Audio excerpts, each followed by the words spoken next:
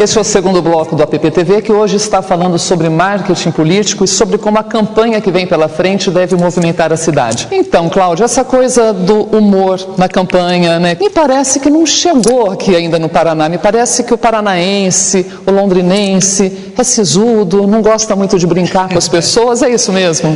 Olha, quando você transporta essa linguagem para a televisão, que é hoje o meio de comunicação o mais eficiente, digamos assim, na campanha, existe um pouco disso sim.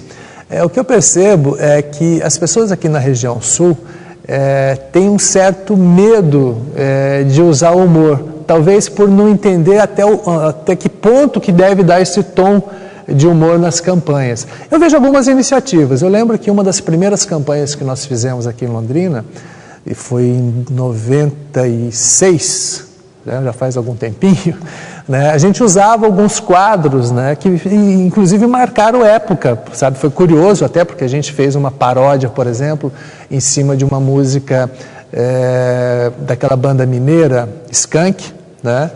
E até hoje as pessoas se lembram daquela musiquinha, que foi uma paródia. A paródia... Que foi o Billy Hall. O Billy Hall, exatamente. Que era uma brincadeira com dois candidatos. Na época, o Luiz Carlos Raul e o Antônio Bellinati, que eles eram adversários. Nós éramos de uma terceira campanha do Paulo Bernardo, que hoje é ministro.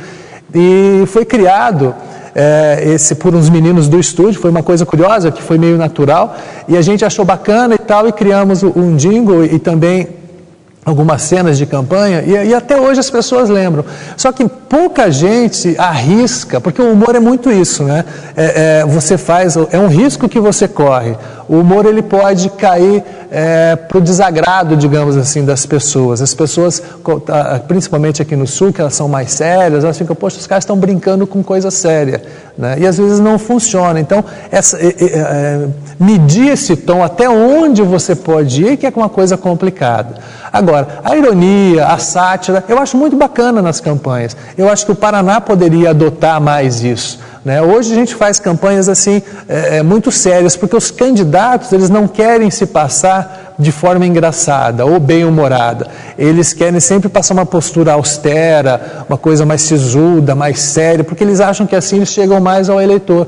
E mesmo que a gente sugira, normalmente eles evitam, eles preferem não. Pois é, mas me parece também, então, que o formador de opinião, principalmente aqui da nossa região, ele é mais clássico no sentido de não aceitar muita tendência. Eu estou vendo isso no Twitter, que eu acompanho bastante. Existem capitais, cidades do tamanho de Londrina, um pouco maior, Goiânia, Campo Grande, que o Twitter, a internet estourou.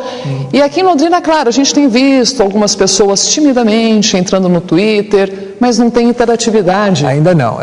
Por exemplo, eu tenho um blog na internet, chama paçocacomcebola.com, aliás, blogspot.com, vou fazer uma propaganda aqui. Faça propaganda. Fazer uma propaganda. E o que eu percebo no blog?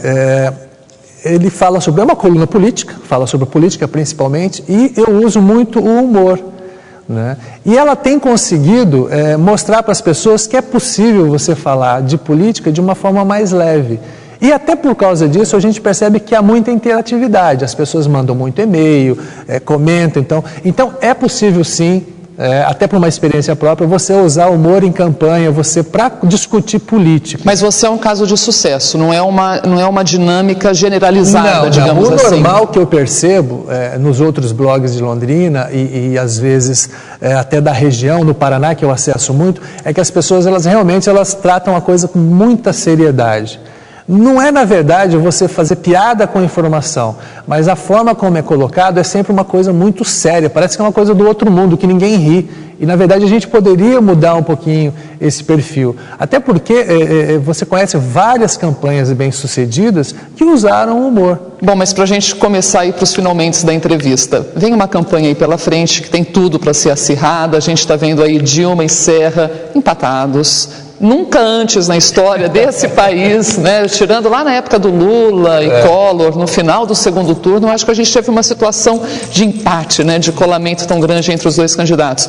Vem guerra pela frente. Isso deve se refletir nas campanhas proporcionais também. Sim. Deve chegar esse clima no Estado. Qual a tua avaliação sobre tudo isso? A curiosidade dessa eleição é o seguinte, que a gente está meio que parecendo a eleição americana, né, com dois grandes partidos. Até uma década atrás, você tinha vários partidos que eram importantes. E esses partidos lançavam candidatos à presidência e eles tinham uma disputa mais acirrada, era uma disputa mais, digamos assim, havia mais possibilidades de candidatos. Hoje, depois que o PT ingressou, assumiu o governo, o que aconteceu? Ele juntou um blocão de um lado e o PSDB, que tinha sido o governo anterior por 8 anos, juntou um blocão do outro lado. Na verdade, hoje você tem 2 grandes partidos, digamos assim, o PSDB e o PT, e os agregados, né, que vão acabar morrendo no futuro. Se eles não continuarem agindo dessa forma, simplesmente apoiando um ou outro, eles vão acabar morrendo porque eles vão ser absorvidos por esses candidatos. Porém, nos estados, isso não é tão evidente.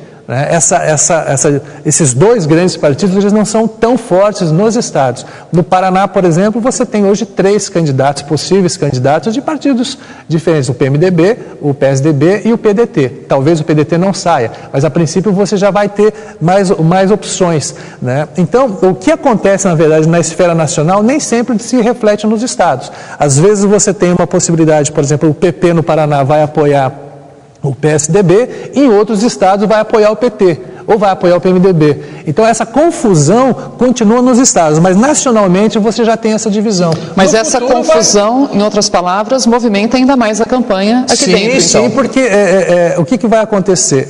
Você cria torcidas, tem os torcedores do José Serra e os torcedores da Dilma, e isso vai refletir também nos estados. No Paraná vai ser a mesma coisa, o cara vai votar no PSDB porque gosta do Serra, ou vai votar no PT aqui, ou no PMDB, dependendo como for, porque gosta da Dilma. Então, vai haver realmente essas torcidas, e isso esquenta a campanha, e isso produz mais trabalho para todas as agências, graças a Deus.